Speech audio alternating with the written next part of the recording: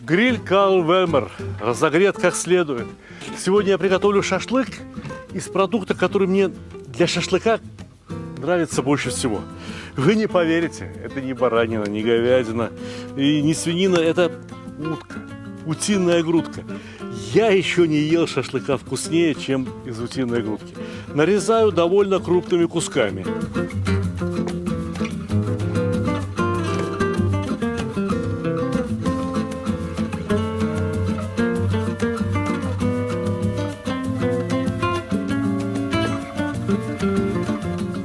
Есть один секрет. Чем грудка жирнее, тем и шашлык вкуснее. У меня принцип такой. Чем лучше продукт, тем нежнее должен быть маринад. Иногда соли и перца для очень качественных, очень дорогих продуктов более чем достаточно. Но бывают маринады, которые способны улучшить даже самый лучший продукт. К таким относятся, например, терияки. Соус, в принципе, на основе тоже сои, но от соевого соуса отличается тем, что в нем содержится мед и сахар. И он имеет отчетливую еще и кисленькую нотку. Этот соус можно подать к столу, готовому шашлыку, готовому мясу, а можно замариновать им. Причем терияки как бы глазируют продукт, покрывают его корочкой. И есть еще одно свойство у терияки. Скорее психологическое, нежели кулинарно-вкусовое. Когда готовишь терияки, все очень быстро румянится. И поэтому я уверен, что с терияки вы никогда ничего не пережарите. Если говорить об утке, то пережарить утку – это самое большое преступление перед несчастной водоплавающей птицей. Ну вот и все. Можно нанизывать и начинать готовить. Даже не ждите, пока там эти терияки пропитают мясо. Ничего он толком не пропитает. Его работа на поверхности.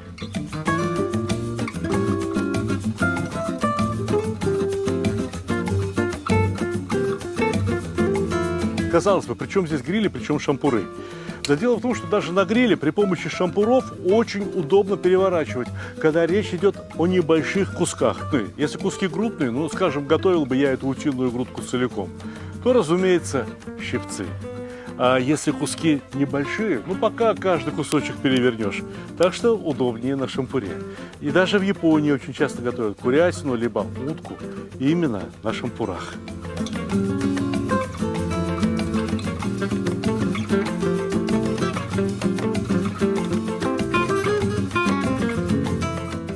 Гриль как следует разогрет, но утки, как, впрочем, и мясу, и чему угодно, что мы собираемся приготовить на гриле, лучше всего нагреться до комнатной температуры. Поэтому начинаю я вовсе не с утки. Утка будет готова очень быстро, невероятно быстро. Я начинаю с гарнира. И вот гарнир сегодняшний будет очень необычный. Ребята, это персики. Попробуйте запечь персики в гриле. Это вкусно. Это лучше любого соуса.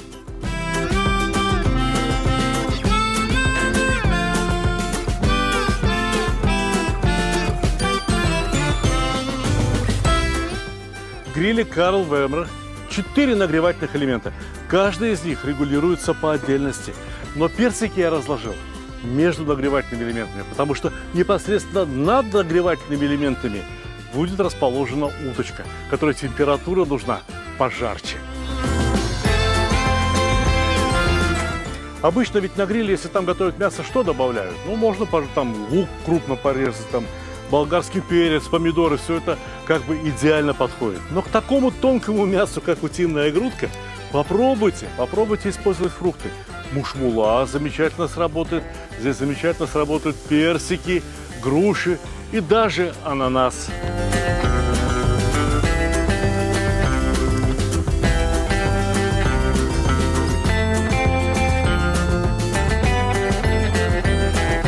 Я не случайно уложил шампуры утиной шкуры вниз. Она жирная, жир закапает сейчас на нагревательные элементы, и утка как бы подкоптится, приобретет особый грильный шашлычный вкус.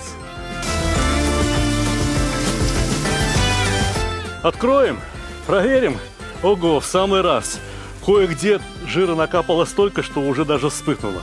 Ну и ничего страшного, перевернем, да и все. Знаете, чем хорош гриль Карл Вермер? А вот не надо тратить время на долгий розжиг угля, на разогрев. Буквально 10 минут, и у меня все уже шипит, шкварчит и жарится как нельзя лучше. Персики. Персики будут готовиться немного дольше, чем утиная грудка. Вы это должны иметь в виду.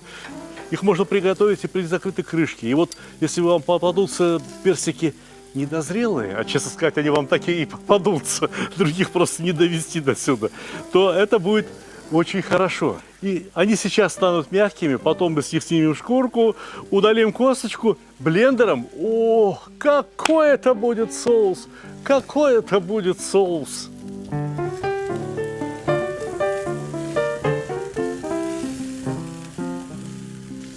Надо иметь в виду, что сам по себе гриль Карл Вермер, в отличие от многих других грилей, не дымит.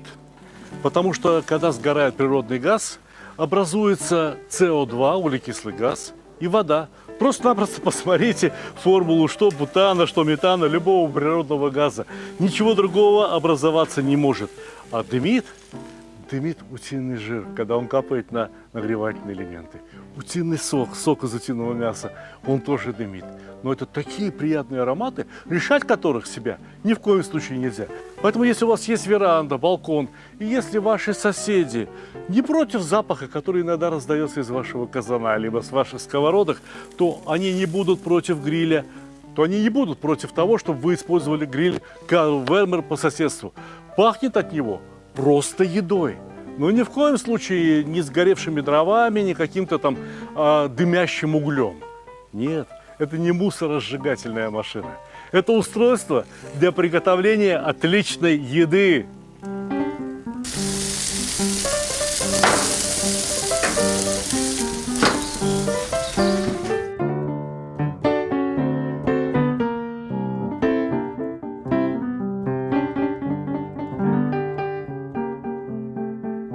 Я вам про что говорил, да? Терияки. Вот он как работает терияки. Уточка уже потемнела, по крайней мере, со стороны шкуры, потому что она чаще лежала именно шкурой вниз. Убираем ее на полочку, и ничего у вас не пригорит. Все останется золотистым, прекрасным, может быть, красноватым. Верхняя полочка предназначена для того, чтобы довести мясо, утку, курицу, что бы вы ни готовили, хоть рыбу, до готовности. Предвижу досужую болтовню, мол, утка очень жирная и поэтому вредная. Ничего подобного. Готовьте правильно, готовьте так, как я вас учу. Сейчас весь жир капает здесь буквально как дождь. И пусть капает на персики. Персики от этого станут только вкуснее. Прикрываем крышку и ждем, когда дойдет до готовности. Буквально 5-6 минут. Ну вот и все. Шашлык из утки уже готов. Персикам еще стоило бы поготовиться. И пусть готовятся, нам торопиться абсолютно некуда. И полюбуйтесь, какую получилась эта грудка. Кто любит позажаристее, пожалуйста, есть зажаристая. Кто любит посветлее, она все равно готова полностью. Чтобы хорошо приготовились персики, чтобы они не протекли сквозь решетку, вот что мы сделаем. Мы все персики, вот он, посмотрите какой, видите? Вот они какие стали, видите? Уже и сок с них бежит, и они стали мягкие, как помидор. Персики следует переложить в форму из фольги. Пусть вот этот волшебный сок, который в них все-таки содержится, несмотря ни на что, сохранится и дойдет до стола. Мы теперь будем запекать их прямо в этой форме.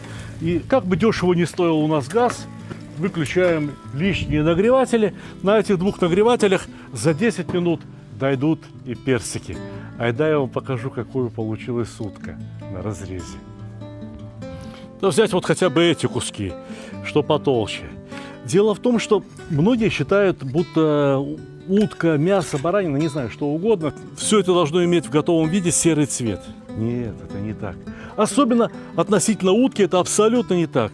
Утка внутри должна быть розовая. Вяленая утиная грудка вовсе не проходила никакую термообработку. Тем не менее, она абсолютно безопасна.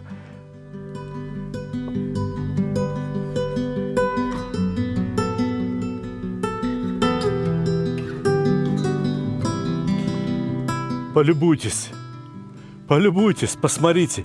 Идеальная сочность. Ох, аппетит разгорается, как у собачки Павлова. На самом деле хорошо получилось. Безо всякой рекламы хорошо получилось. Давайте попробуем все по кусочку и друг друга поснимаем. Да, бери. Снимайте его. Что ты чудуешь на нее? Ешь так. Следующее. Валерка, попробуй. Еще не поел ничего. Замечательно. Что самый маленький берешь? Бери нормальный кусок. Саша, идем сюда. Лина, идите. Доску протереть, но лучше все равно перевернуть на чистую сторону, потому что сейчас мы будем заниматься персиками, фруктом. По одному доставай, обрезай с косточки и складывай вот в эту кастрюльку. Хорошо?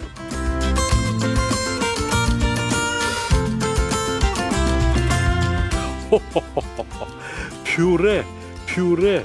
Младенцам давать надо такое. О!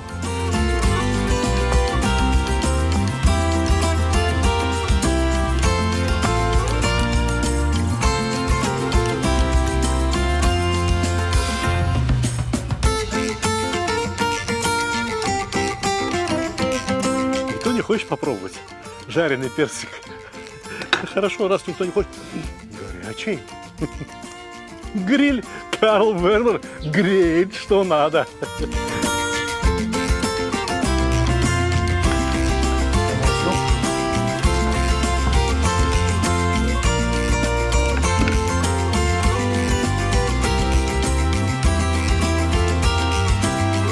Сейчас нам понадобится блендер. В данном случае топориками могут воспользоваться круглые болваны. И еще, но я отлично понимаю, что мне напишут в комментариях. Многие наверняка вспомнят программу Юлии Высоцкой, где она тоже пыталась приготовить утиную грудку, и там все горело вот таким пламенем, и утка у нее, к сожалению, тоже сгорела. Я категорически против травли, которую устраивают подлецы ради собственного пиара, либо удовлетворения собственных каких-то амбиций. В кулинарии у них ничего не получилось, но теперь вот отрываются, значит, устраивая травлю в адрес Юлии Высоцкой. Я видел ту программу и могу сказать, в чем ее ошибки. Утка довольно сложный продукт. Еще сложнее готовить ее на угольном мангале. Если бы у Юлии Высоцкой был гриль Карл Вернер, она бы справилась точно так же, как справился сегодня я. И у вас у всех получится все замечательно. Подойдите сюда, посмотрите, какой соус у нас сейчас выйдет. Я немного посолил персики. Необычно, да?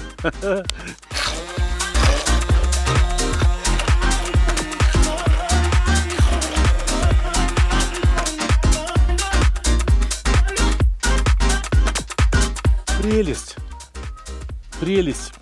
И как хорошо, что ни Махеев, ни Хайнц, никто не приготовит вот такой соус. Это только наше с вами. Ну и при помощи, конечно, гриля Карл Вернер.